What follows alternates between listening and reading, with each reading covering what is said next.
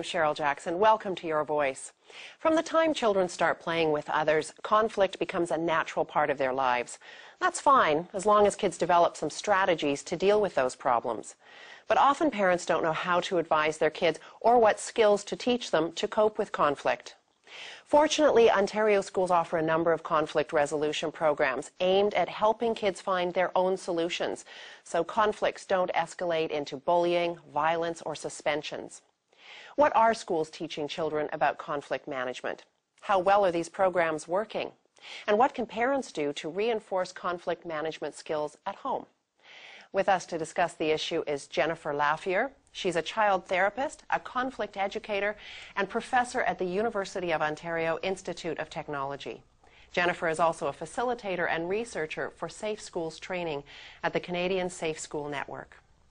Also joining us is Greg Fenton. He's coordinator of the Community Transformation Program with Conflict Mediation Services of Downsview in Toronto. He also produces and co-hosts a radio program, Mediation Station, on CHHA Radio Voces Latinas.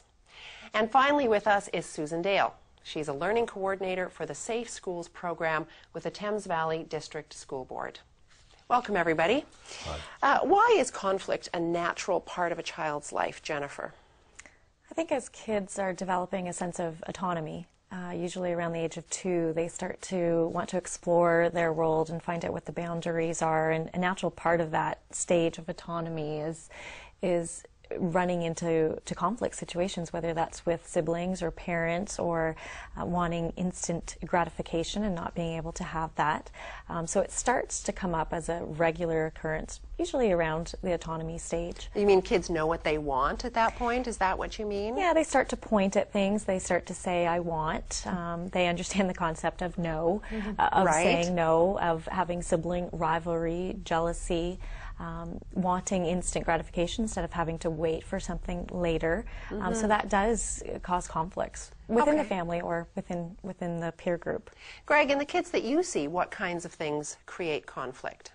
Well, you know, conflict for us is about change. So there's a lot of change going on for children or youth as they mature and go through their life stages.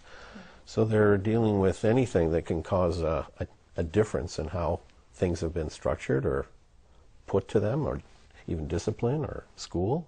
All those things can impact on how someone responds. All right, and who are kids mostly in conflict with? Is it other kids? I mean, I tend to think that they have conflicts with kids, but maybe that's not it. Well, you know, it depends on what you define as conflict, too, and how you see that. You may see through a lens of negative conflict or, quote, positive conflict. What's the difference? I didn't know there was a positive conflict. What is that? Well, you know, for us, it's how you respond to a situation, and if it turns into something that is, you know, bad for your relationship, causes issues for yourself, that can impact how others see you. So conflict is about your behavior with regard to how others also perceive that as well. So it's an interaction. It's not solely within oneself. Right. Kids experience a lot of conflict, and they engage in ways that they deal with it generally in a positive way. Okay. Play is a form of dealing expression. How so? What happens when children play? They interact, and they're learning, they're growing, they're developing personal skills. They're also learning intellectual stuff and emotional stuff. So I think all these things are healthy. Conflict can be very healthy for people. Okay, I'd like to explore that a little bit more later. But first of all, Susan, can you tell me, where does conflict happen for children? You know, it can happen anywhere.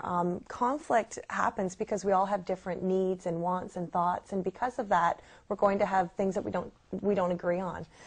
The problem isn't necessarily the conflict. As you mentioned, it can be positive, negative conflict. It's how we deal with it. So that's why teaching kids those skills and strategies to deal with it in a constructive manner is really important. When is conflict manageable by the child, Susan, and when do adults have to step in to intervene? You know, what's really important is to understand there's a difference between conflict and bullying. Conflict can be between two individuals who have an equal level of power. When you deal with a bullying situation, you're dealing with a power imbalance, and that's where you really do need an adult to intervene, and you're more often going to deal with the individual separately, the child who's being bullied versus a child who's doing the bullying.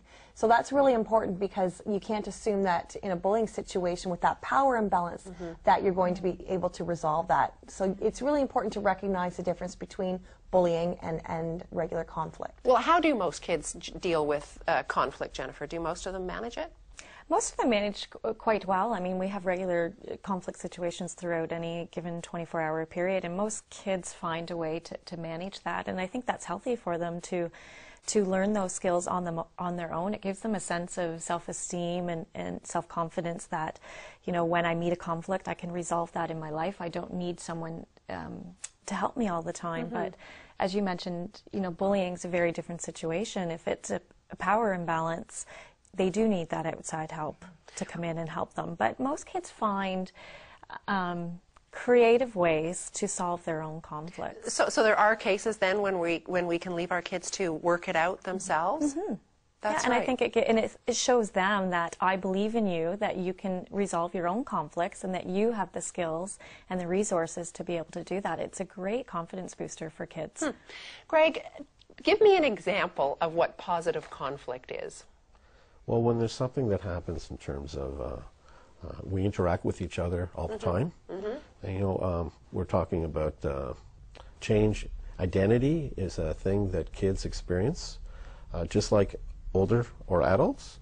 It's just that adults have a more set understanding of what their identity is, and kids are going through a new understanding of that every day, and how they connect with each other is always impacting whether it's with peers or kids younger than them or older than them. Conflict, when we talked about positive conflict, that's providing a way or a forum that change is happening in a way that's comfortable. So we experience norms of our interaction with people, and then something comes and it changes. We're always changing. So the shift from that space of that norm to a new norm, that can be the element of whether it's going to be positive or negative in the relationship with regard to ourselves and others. So if I'm not being clear, but I think I understand. So that if you can make that a comfortable change for a child, or if they can do that themselves, then the conflict has been positive, I guess, in the sense that they learned something it's important about capacity. Building individual, dealing with conflict in community is about capacities to respond to those things in a safe and peaceful manner. Okay. Susan, let's talk about what goes on in the schools then. What kinds of programs are offered in our schools? Sure. We have a number of different programs. One initiative that we're really moving forward with is called the Tribes process. And it really isn't a program. It's not another add-on program, but it's really a way for teachers to deliver their curriculum so that they're developing that culture of community in their classroom where students feel included and valued and respected so that they can learn to the best of their potential. So it's really about student achievement and human development. Can you describe that in a concrete way for me? What would happen in a classroom, for instance? Could you give me an example? Sure. In a Tribes classroom, often it might begin with something called a community circle, where everyone is equal. The teacher isn't seen as the leader. They're just a facilitator who's facilitating discussion between students. But everyone's on equal ground. It's taking the agreements from the Tribes process about attentive listening, mutual respect, appreciating others, which are really important for kids to understand. But the other thing about the Tribes process, about working cooperatively, is you can't just put kids in groups and assume that they're going to work well and not have conflict. You have to give them those skills, and conflict resolution being one of those skills that they need to learn so that they can deal with these situations in the right manner. All right, and how many schools use that program? Go ahead, Jennifer. Sure, go ahead. I was going to say lots. Like I do the Durham region. I'm from the Durham region area, and there's quite a few schools out there. I think Tribes has been around since the 1970s, so you do see more and more schools using it as you look at the success rates of schools that are currently using it. How is it measured? How do you measure the success of a program like that? You know, and that's certainly something right now that we're struggling with is how to measure that. In our school board, we've been training teachers for approximately 4 years now, and we have about 2,000 teachers who are using the Tribes process. So a lot of it is, you know, about the feel. You go into a classroom and you can just feel that there's something different. The measurable I'm not sure if you want to add on to anything about that. That's a trickier part to be able to measure what is the difference that it's making when you're talking about, does a student feel included? Do they feel respected? Are they following the classroom agreements and so forth? All right. Is it possible that kids are getting more instruction time or fewer, as you said, fewer conflicts? I mean, what changes in a classroom that you can see? That is using tribes? Right. Well, I think the overall goal that you're doing with tribes is trying to create a safe learning environment for the students. If you create a safe learning environment for a student, they will learn, they will be able to have positive relationships with other people in the school, and you will be able to see differences in behavior, whether that's less bullying incidences in the schools, less problems within the classroom. So as a teacher, if I have to use classroom management less with my students, I do have more one-on-one time with kids to learn and go over the curriculum and to build relationships. So it really does build this sense of it's a safe community, therefore I feel safe, I can learn to my full capacity and achieve much more. What age is targeted with these programs? How young can the kids be? Tribes process we use right from JK to grade 12. Yeah. Really? Yeah, so it can be used right across elementary and secondary school. And I use it with our university and college students. Is that right? Yeah. Okay, so I guess it's very adaptable. Yeah. Absolutely. Okay, now Susan, you also work with drama and plays. Tell me Yes. about that. We use a technique in our work called form theater, and it's called an interactive theater where we will present a drama presentation of approximately 15 minutes. And it's full of all different kinds of conflict. It could be conflict with peers, with teachers, with siblings, with parents, and so forth. And then there's a teacher who facilitates that, called a joker. And what happens afterwards is they say to the audience, you're going to see this play a second time. And this time I want you to say stop whenever you see something inappropriate. I'm going to ask you to come on stage, and we're going to try to role play that situation to see if you can say or do something to make it a better end, or a better, so we don't end up with the tragedy that might have happened in the end. So often kids are able to understand that they can name the violence, they can stop it, but they can sometimes struggle with how to do that appropriate intervention. So it really gives them that opportunity to practice it in a non-threatening environment so that if they do get into that situation, they'll know how to handle it a little bit better. All right. Well, with the drama or with the programs, and Tribes isn't the only one. Oh, no. There are many different programs that schools use. What are the specific skills that you are trying to get across to the kids? I would say, research shows that kids need practice, just like anything else, practicing delay, negotiation, compromise, refusal, being assertive in a situation. Just like a coach would never expect an athlete to demonstrate a skill if they didn't have hours of practice. Same thing, we shouldn't expect kids would be able to manage their conflict appropriately if they haven't been given those opportunities to practice. So even practicing things about how do you listen attentively? Can you paraphrase what somebody else has said to you so that you're actually listening to what they're saying? Those types of things are really important in conflict resolution. And that's key too, is the young kids learning how to actively listen. I know that you heard, but did you actually listen? Do you know what that individual is trying to say? So being able to paraphrase that back. All right. And do you give them words to use, sentences, phrases, ways to speak? Yes? No? Or do they come up with that themselves? We do. In some of the conflict resolution training, one of the things that we do is the I messages. So instead of saying, you make me so angry, how do you change that to an I message where it's, I feel angry when you steal my pencil case, so that you're owning the emotions and you're reducing the aspect of the other person becoming defensive. So using I messages. So that's one of the key ones. And young kids can learn how to use I messages. Okay. It's a little bit harder for them because emotional-wise, when you're in a state of emotion, you just want to say, well, I'm so angry. Right, right. But teaching them, again, that's that emotional intelligence and emotional regulation, controlling your emotions, using your I messages, saying, so what I hear you saying is, setting starters like that. All right. Now, Greg, it's all yes. related to behavior. So you have a feeling that you express for yourself, and you relate that to an incident or an event, and then you relate that to how it's impacted you, and then you also offer in the future an option for the other person to deal with it in a different way. that won't provide for the same recurrence of the situation. Okay, now are these the same techniques that you use yes, then? Because we've been iMessages. talking about school, but you work with children outside of school. Yes, but iMessage is something that is transferable Yes. to any kind of environment for any kind of person in any kind of relationship. And it's all about speaking in a non-threatening or non-violent way, so that when you talk, a lot of times people talk at people. You did this, you did that. And generally, the response is you get defensive and somewhat when you are isolated like that. So the change is shifting the energy so that it's contained within oneself, and the energy that the other person hears is less threatening. All right, now Greg, you also work with children and their parents and families, right? What is the role of a parent in helping their children with their conflict management? Well, I think it's important as role models, especially for children to look up to someone who is experienced life, that they have an opportunity to say, okay, this is how we would like you to behave, to express yourself, to communicate, to interact with each other. So I think it's very important for parents to be mindful of how they their behavior, whether it's spoken or nonverbal, because a lot of communication is actually nonverbal. And kids will watch and look and learn from that kind of behavior too, and that impacts on how they respond with others.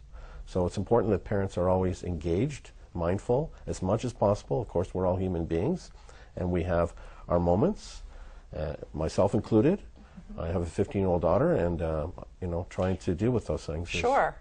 It can get heated sometimes. Well, how many parents do know how to help their children with their conflicts? I'd say there's a lot of need. I'll put it that way. Okay. So when we go out and do our work, we do outreach. So we spread the word about what we do and how we do what we do, and then we generate interest in coming back and doing workshops, giving some people skills on building their own capacities as individuals, just actually as an educational approach, just introducing concepts. A lot of the concepts we talk about, even conflict, what does that mean? What does it mean to another person? It may be different. So we're trying to create a shared understanding of some sort that people can connect with and say, oh yeah, I didn't realize that.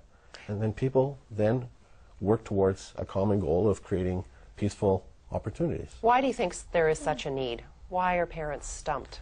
Well, I think a lot today, there's in terms of the of the technology, kids are more or less engaged directly with each other using other means like text messaging. So there's no direct interaction, person to person, using computers, the web. So there's a lot of change in terms of my experience over time with technology and how it's impacted personal communication and interpersonal skills. So that's been, quote, a barrier. Okay. Toronto, for example, too, where we work, is very diverse in terms of languages and newcomers. Again, language can be a barrier for individuals. Kids tend to adjust easier to change than adults do, especially as newcomers. And so there can be tension that creates or occurs in that relationship. And what happens at home doesn't necessarily stay at home. It travels with us from one space to the next. So our relationships at home, our work relationships, our relationships at school, what happens at school we take home with us and back and forth. So if parents understand that connection, they might be able to make a change.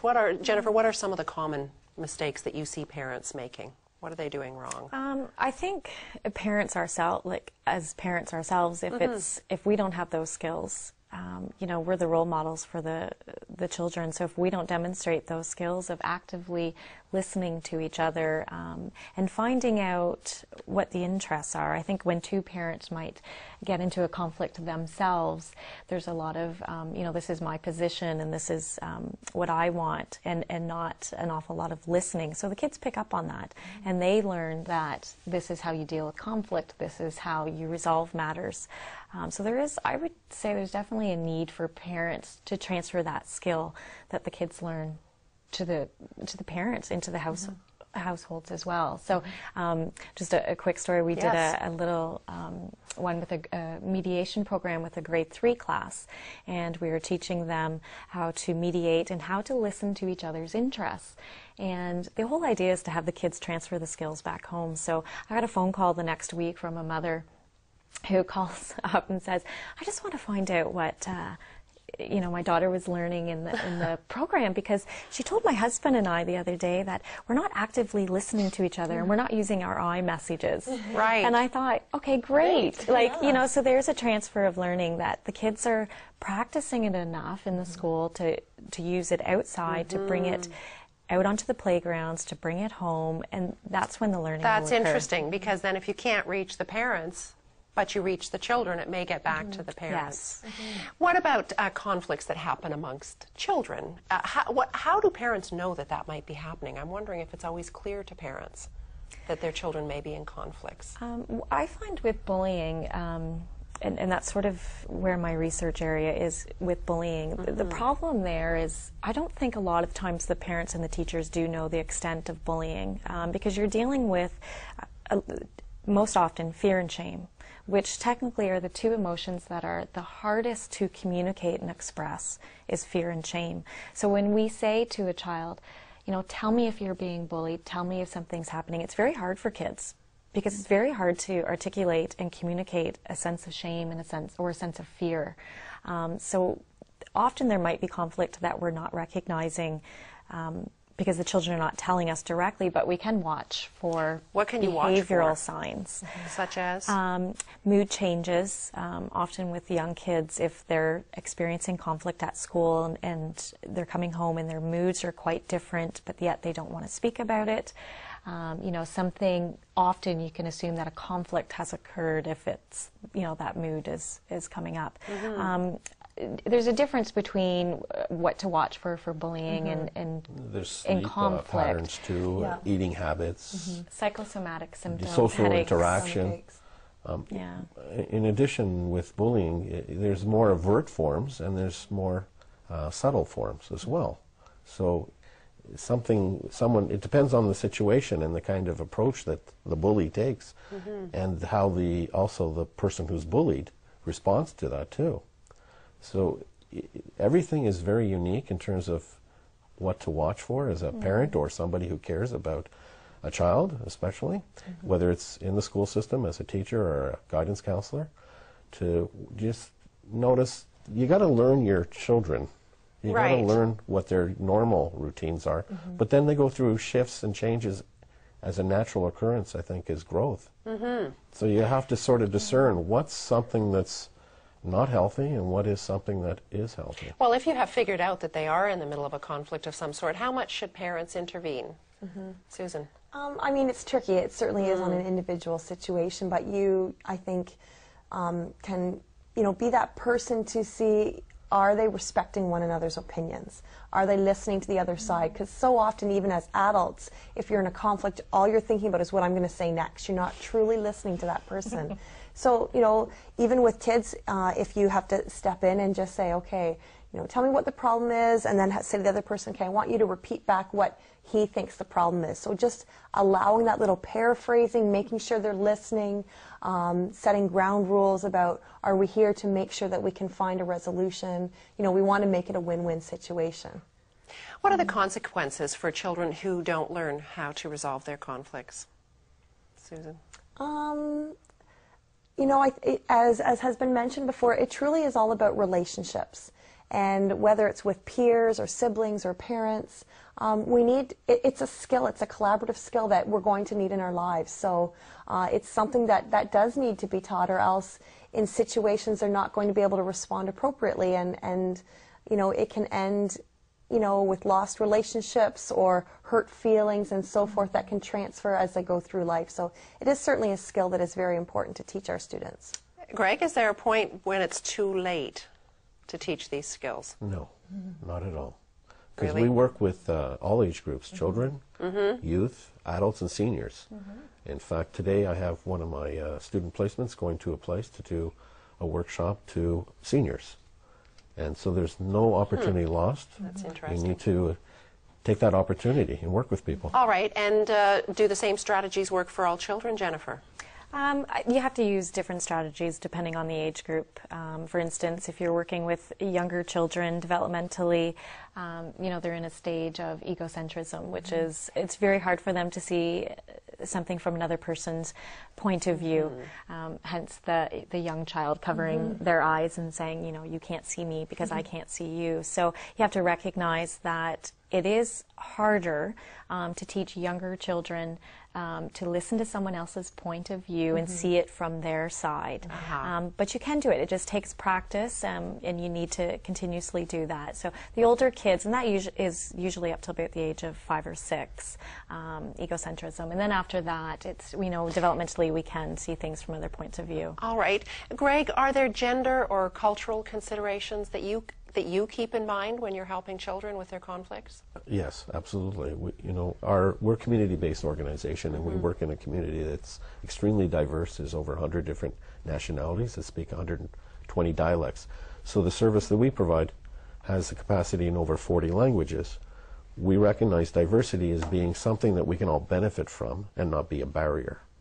So individuals bring their own cultural perspectives, their own language, their own customs, behaviors, traditions, and we deal with cross-cultural conflict. So what might be a norm for one person in terms of engaging may be misunderstood by another. And then because of that connection or disconnection or lack of communication, then it causes a negative conflict. Okay. Very quickly, we just have a minute or so left. What would be your final advice, Greg, to parents in helping their kids with this? I say to just check in and be mindful of the kids. There are resources in the community. Take advantage of them. Check out your website for sure. We're an opportunity. These ladies as well are opportunities. Just to say that for yourself, you're not alone, and there are opportunities for development and change. Susan, final advice? I think just make sure you keep the communication open. If you have a concern with your child, then make sure you communicate that with teachers, administrators, so we can try and make sure we put the supports in place to help everyone in those situations. Thank you. Jennifer? I would say that parents should recognize that kids do have an innate need and ability to resolve their own conflicts, so we shouldn't take over to solve the conflict for them. It should be a collaborative approach. Give the child the skills to solve the conflicts, because those are life skills they will need later on. So just let them give it a try. Help them with it, right? But don't totally take it over. Thank you. Resolving it for them. Thank you very much, you guys. That was great.